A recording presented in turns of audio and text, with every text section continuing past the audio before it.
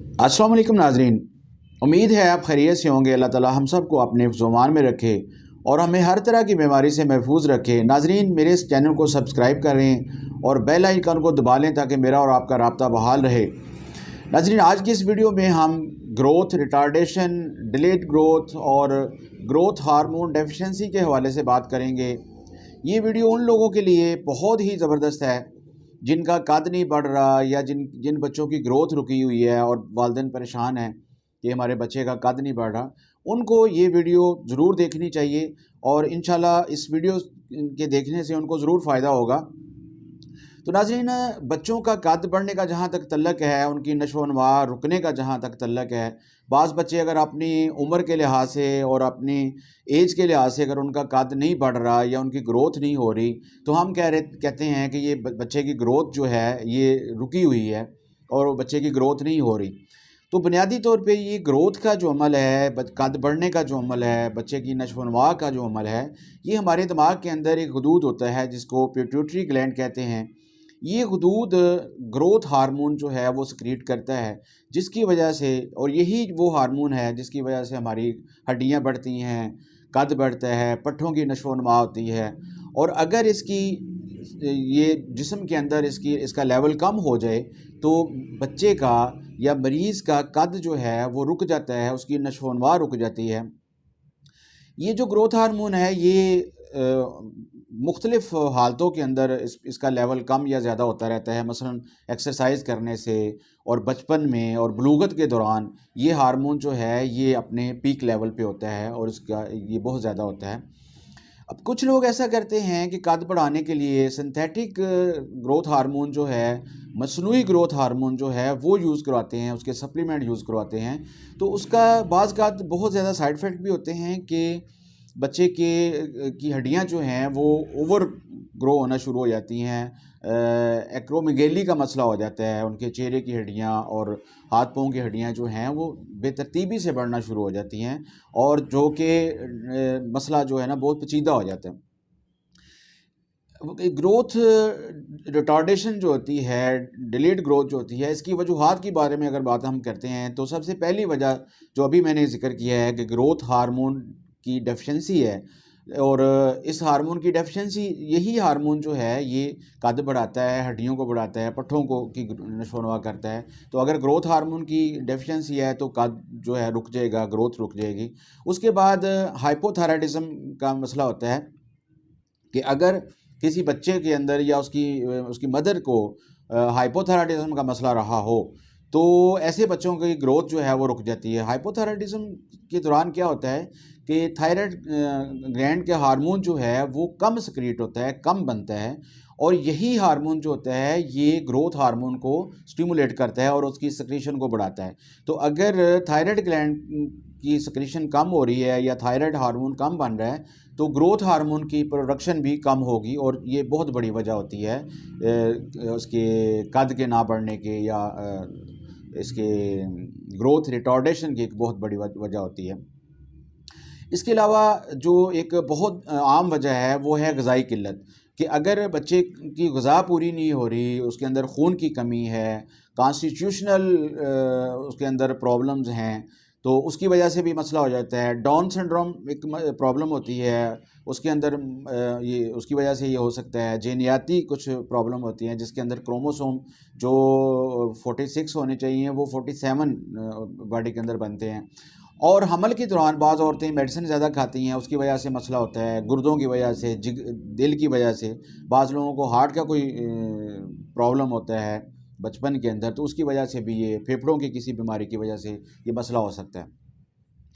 अगर हम इसकी अलामत की बात करें तो अगर मैदे की ख़राबी की वजह से ये मसला हो रहा है, ग्रोथ रुकी हुई है, तो फिर बच्चे को उल्टी, कै और उसमें खून भी आ सकता है। उसको खून की कमी, उसकी टांग हो सकती है, टांगों का और हाथ पाँव का साइज़ जो है वो कम होगा। हार्मोन की सतह की अगर हम बात करें कि ग्रोथ हार्मोन अगर कम है तो उसकी वजह से बच्चे का चेहरा जो है वो ज़्यादा डिस्टर्ब होता है और वो बच्चा अपनी उम्र से ज़्यादा बड़ा नज़र आता है।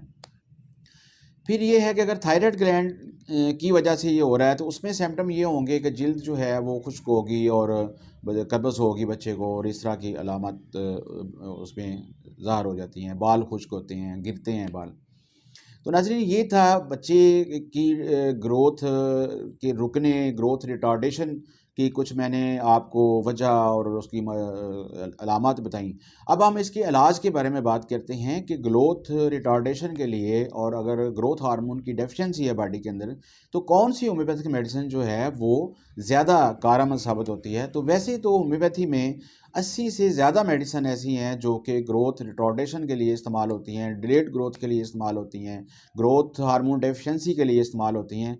तो उनमें से आज जो जिस मेडिसिन का मैं जिक्र करने लगा हूँ वो है थायरोडीनियम। थायरोडीनियम जो मेडिसिन है, ये भेड़ या बछड़े के जो थायराइड ग्लैंड होता है उससे ये बनती है। उसको उसका एक्सट्रैक्ट निकाल के, थायराइड ग्लैंड का एक्सट्रैक्ट निकाल के या उसको ड्राई करके और उसको ट्रिचुरेशन के ज़रिए इस मेडिसिन को बनाया जाता है। तो नाज़रीन, ये जो हार्मोन ग्रोथ अपना थायराइड एक्सट्रैक्ट हार्मोन है, ये बाकी जो तरीका इलाज है उनमें भी इसको इस्तेमाल किया जाता है, लेकिन होम्योपैथी में ये ज़्यादा सेफ़ है। और इसको जब पोटेंटाइज करके हम थायरोडीनियम मेडिसिन बनाते हैं तो ये बहुत ही ज़बरदस्त मेडिसिन है ग्रोथ रिटार्डेशन के लिए। तो इसमें होता ये है कि मरीज़, चूँकि ये जो थायराइड एक्सट्रैक्ट होता है इसके अंदर T3 और T4 हार्मोन्स होते हैं और उनको पोटेंटाइज किया जाता है बुनियादी तौर पे।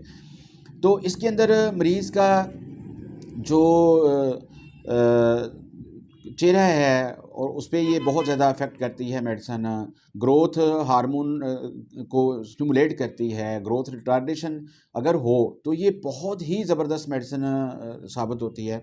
थायराइड ग्लैंड का अगर मसला हो, थायराइड ग्लैंड की वजह से अगर बच्चे का कद रुका हो, किसी ऐसी औरत जिसके को हमल के दौरान थायराइड का मसला रहा हो और उसके बच्चे की ग्रोथ रुकी हुई हो, तो थायरोडीनियम ज़बरदस्त मेडिसिन होती है।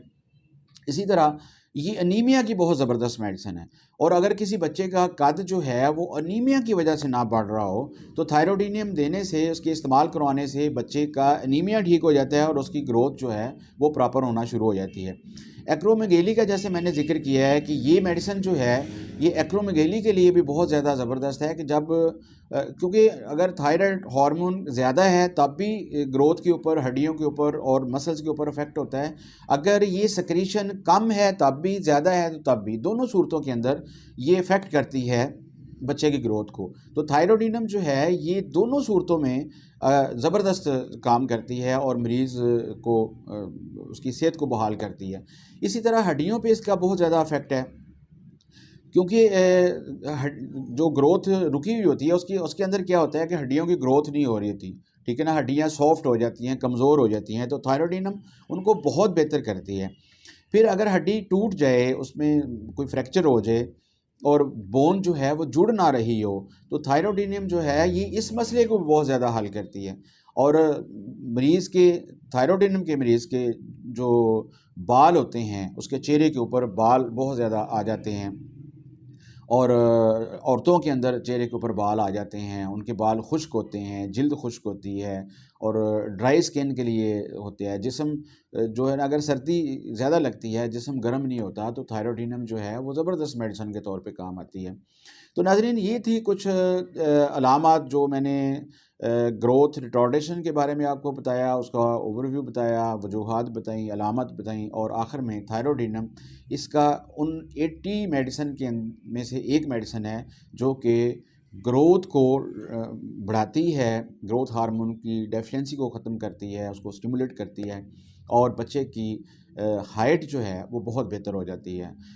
नाज़रीन, आप डॉक्टर मोहम्मद नसीर अलवी को इजाज़त दीजिए। इंशाल्लाह किसी नई वीडियो के साथ दोबारा हाज़िर खिदमत होऊंगा। अस्सलाम वालेकुम।